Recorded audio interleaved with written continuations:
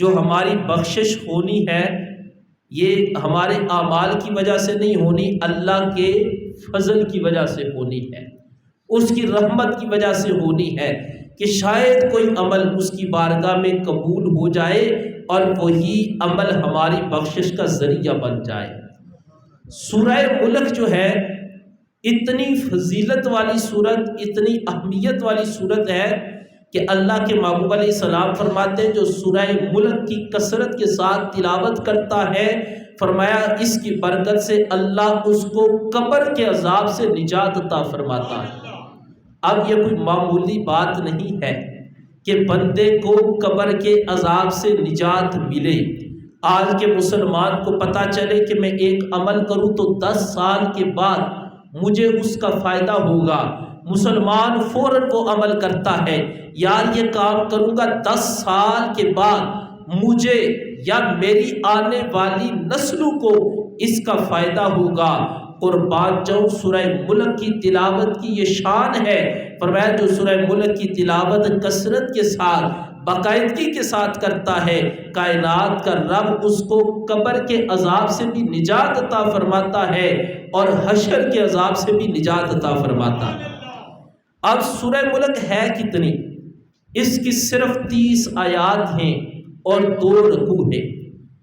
کوشش یہ کرنی چاہیے ہر مسلمان اس کو زبانی یاد کرے، اگر زبانی نہیں یاد کر سکتے تو کم از کم دیکھ کر ہر روز نماز عشاء کے بعد سورہ ملک کی تلاوت کا معمول بنانا چاہیے۔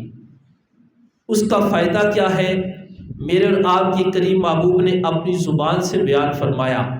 اللہ کے محبوب فرماتے ہیں قرآن کریم میں ایک ایسی سورت ہے جس کی 30 آیات ہیں۔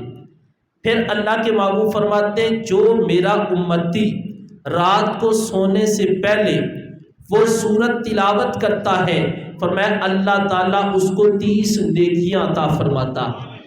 پھر اللہ کے محبوب فرماتے ہیں جو رات کو سونے سے پہلے سورہ ملک کی تلاوت کرتا ہے، فرمایا اللہ تعالیٰ اس کے 30 گناہوں کو معاف فرما دیتا ہے۔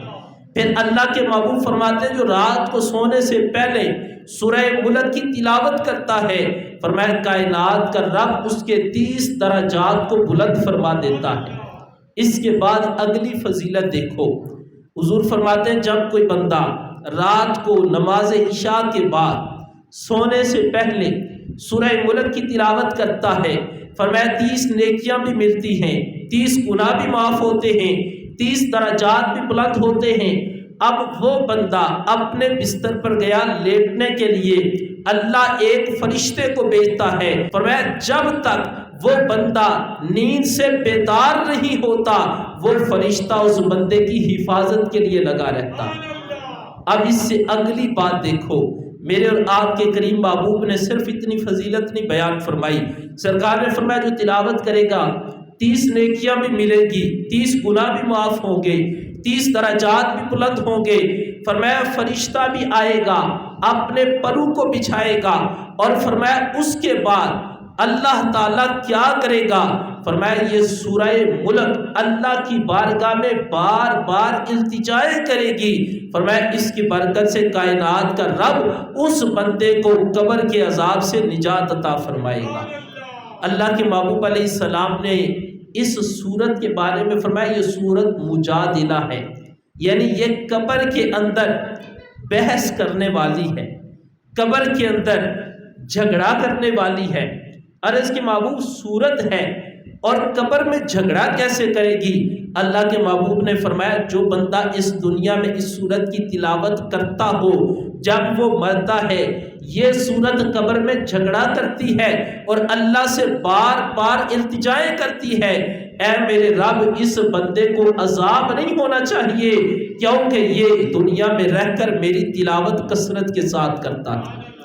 اس لیے، اور دوسری روایت حضرت سیدنا ابن عباس رضی اللہ تعالی عنہما آپ فرماتے ہیں کہ کسی شخص کو کہا میں تمہیں ایک تحفے میں حدیث نہ سنا دوں؟ اس نے کہا حضور سنائیے۔ آپ نے فرمایا تم اس طرح کرو، قرآن کریم کے اندر ایک سورت ہے اور اس کی 30 آیات ہیں، تم خود بھی ان کو یاد کرو، تم اپنے اہل و عیال کو یاد کرواؤ، تم اپنے بچوں کو یاد کرواؤ، یہاں تک فرمایا کہ تم اپنے پڑوسیوں کو بھی اس کا علم سکھاؤ۔ اب آگے آپ فرماتے ہیں اس کا فائدہ کیا ہے؟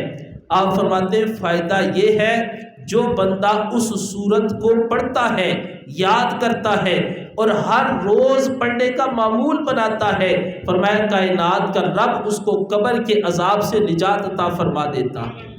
اگلی بات جو حضرت ابن عباس رضی اللہ تعالی عنہما نے بیان فرمائی، اللہ کے محبوب سے سنا، حضور علیہ السلام نے فرمایا میرے دل کی یہ تمنا ہے۔ عرض کی محبوب کیا؟ حضور نے فرمایا میرے دل کی یہ تمنا ہے کہ کاش میرے ہر امتی کو سورہ ملک یاد ہو اور وہ ہر روز اس کی تلاوت کیا کرے، یعنی اتنی اس کی فضیلت ہے۔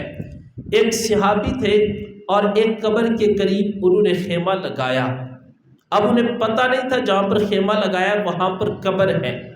جب وہاں پر خیمہ لگایا تو قبر کے اندر سے سورہ ملک کی تلاوت کی آوازیں آنے لگی۔ قبر کے قریب خیمہ لگایا، پتہ نہیں تھا یہاں پر قبر ہے، آواز آ رہی ہے تبارک الذی بیدہ الملک وہو علی کل شیء قدیر۔ جب پوری صورت انہوں نے سنی کہ قبر کے اندر سے آواز آ رہی ہے، اللہ کے محبوب علیہ السلام کی بارگاہ میں حاضر ہوئے۔ عرض کی محبوب فلاں جگہ پر تھا، وہاں پر میں نے خیمہ لگایا، مجھے نہیں پتا تھا وہاں پر قبر ہے، محبوب مجھے سورہ ملک کی آواز آئی، میں نے پوری سورہ ملک سنی۔ اللہ کے محبوب علیہ السلام نے فرمایا سورہ ملک اللہ کی بارگاہ میں سفارش کرے گی، اور جس بندے نے اس کی تلاوت کی ہے فرمایا اس کی برکت سے اللہ اس کو قبر کے عذاب سے نجات عطا فرمائے گا۔ یعنی اتنی برکتوں اور رفعتوں والی یہ صورت ہے، اس لیے کوشش یہ کریں کہ 30 آیات ہیں، اتنی بڑی صورت نہیں ہے، اس کو اپنی زندگی میں تلاوت کرنے کا معمول بنائیں۔ میں اور آپ جو زندگی گزار رہے ہیں، مرنے کے بعد ہم میں سے کوئی بھی یہ برداشت نہیں کر سکتا کہ قبر کے اندر اس کو عذاب ہو۔ دیکھیں میں اکثر یہ کہتا ہوں کہ کوئی پتہ نہیں کون سا عمل بخشش کا ذریعہ بن جائے، لیکن جو بات میرے اور آپ کے کریم محبوب کی زبان مبارک سے نکلتی ہے کائنات کا رب اس کو پورا فرما دیتا ہے۔ سرکار کے دل کے اندر جس بات کا خیال پیدا ہوتا ہے کاش یہ عمل ایسا ہو جائے، اللہ اس کو بھی پورا فرما دیتا ہے۔ تو جو زبان مصطفیٰ سے الفاظ نکلے ہوں کائنات کا رب ان کو پورا فرما دیتا ہے۔ اس لیے سورہ ملک جو ہے یہ ایک بہت بڑا خزانہ ہے جو اللہ نے اپنے محبوب کی امت کو عطا فرمایا ہے۔ اس لیے کوشش یہ کریں کہ اس سورت کو یاد کریں، رات کو سونے سے پہلے ایک دفعہ سورہ ملک کی تلاوت کریں۔